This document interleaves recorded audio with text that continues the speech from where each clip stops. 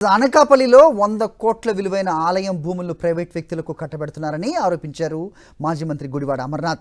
దేవాదాయ శాఖ భూమిని ప్రైవేట్ వ్యక్తులకు ఇచ్చే అధికారం కలెక్టర్కు లేదన్నారు. ఈ వ్యవహారంలో కోట్లాది రూపాయల చేతులు మారాయన్న గుడివాడ అమర్నాథ్ అనకాపల్లి జిల్లా కలెక్టర్ వ్యవహార శైలిపై సిబిఐ విచారణ జరపాలని డిమాండ్ చేశారు. కన్యకా పరమేశ్వరి దేవాలయం భూమిపై న్యాయ పోరాటం చేస్తామన్నారు ఆయన. ఇందులో కోట్లాది రూపాయల చేతులు మారాయి. ఇందులో ప్రధాన ముద్దాయి జిల్లా కలెక్టర్ అనకాపల్లి. వారు ఈ ప్రభుత్వ భూమిని, ఈ దేవాదాయ భూమిని, ప్రభుత్వం ఆధీనంలో ఉన్నటువంటి దేవాదాయ ధర్మాదాయ శాఖలో ఉన్నటువంటి 100 కోట్ల రూపాయలు విలువైనటువంటి ఈ భూమిని ప్రైవేట్ వ్యక్తులకి దారాదత్తం చేసినటువంటి కాపీ ఇది. దీని మీద సిబిఐ ఎంక్వైరీకి డిమాండ్ చేస్తామనేటువంటి విషయాన్ని కూడా మీ ద్వారా ప్రజలందరూ కూడా తెలియజేస్తా ఉన్నాం.